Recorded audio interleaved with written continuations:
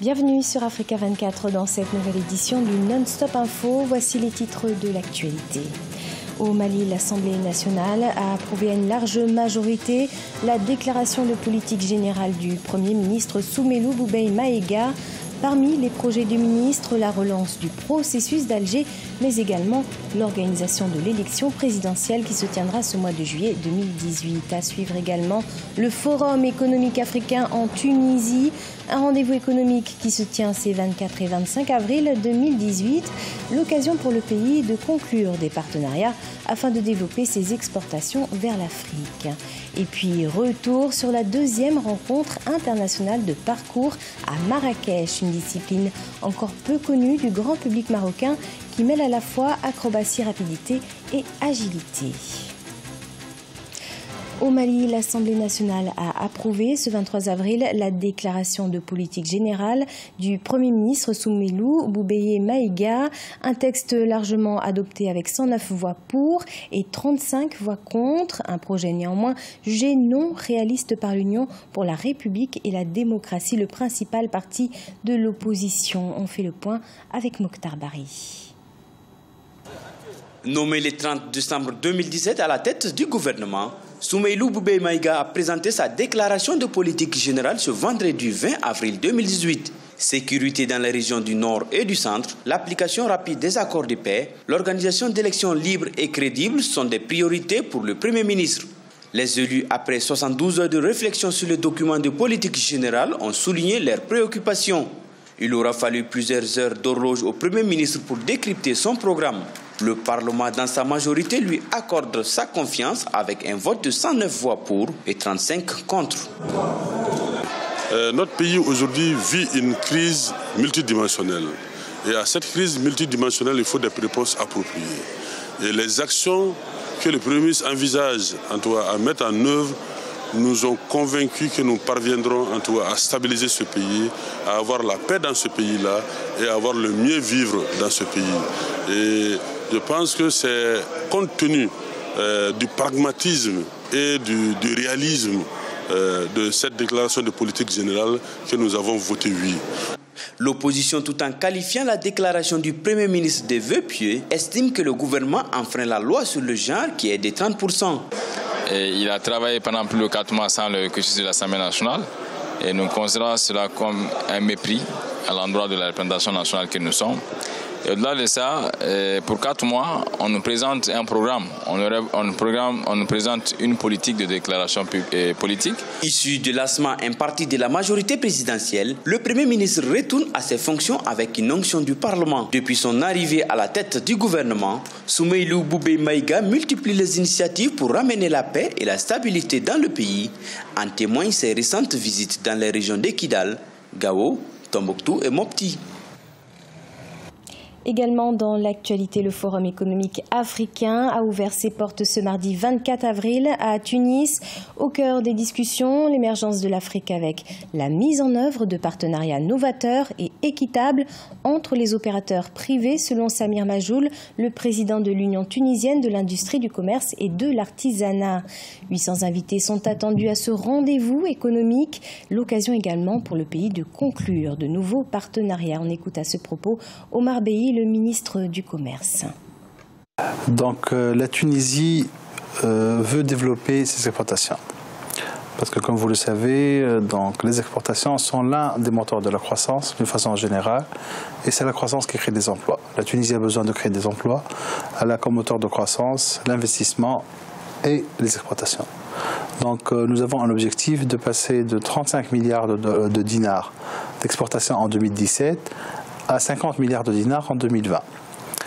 Comme 80% de l'exportation sont essentiellement vers l'Union européenne, donc nous voulons diversifier nos marchés pour l'exportation.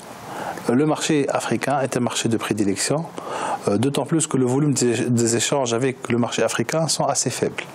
En effet, pour toute l'Afrique, le volume des échanges est de l'ordre de 3 milliards de dinars, donc à peu près de 1 milliard d'euros.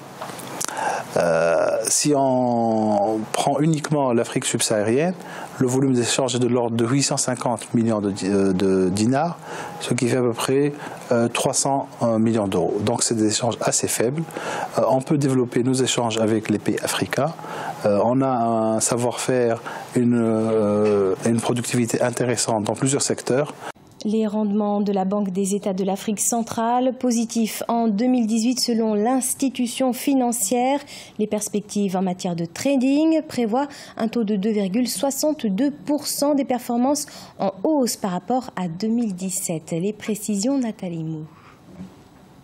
En 2018, les prévisions de rendement de la Banque des États de l'Afrique centrale BEAC en matière de titres de trading représentent un taux de 2,62%. Pour l'exercice en cours, l'institution financière a procédé au reclassement d'une fraction de ses investissements. La finalité heureuse de cette opération est l'arrivée à échéance des dits titres.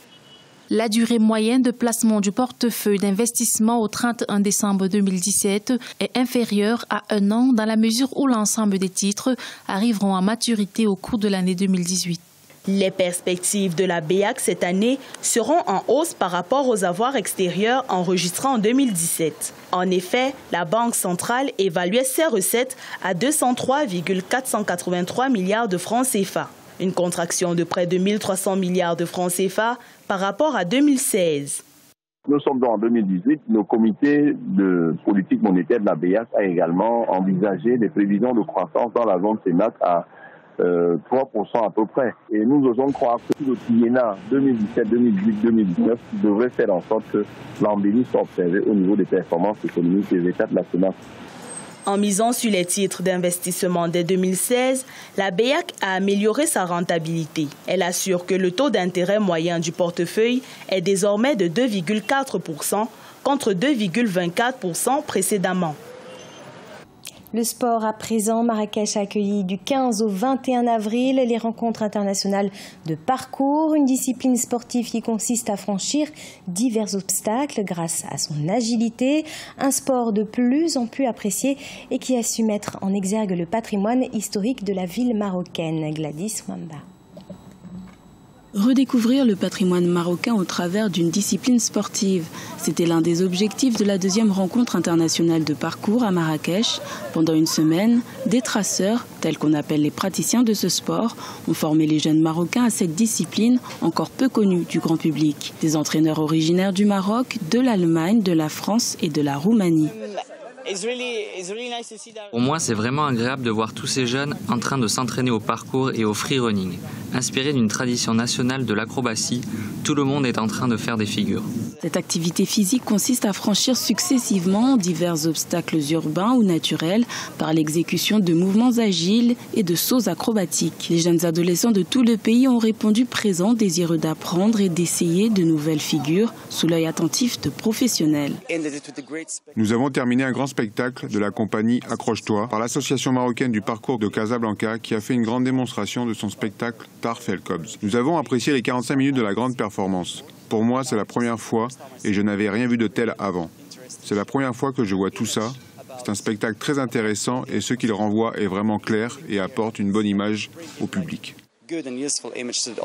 Les acrobates marocains espèrent inscrire le parcours au patrimoine immatériel du pays. Cette discipline est née en France dans les années 1980 et tend à se développer à l'international. En 2017, la Grande-Bretagne est devenue le premier pays à reconnaître le parcours comme une véritable discipline sportive. C'est la fin de ce journal. Merci de l'avoir suivi. On retrouve dans un instant une nouvelle édition de l'information sur Africa 24.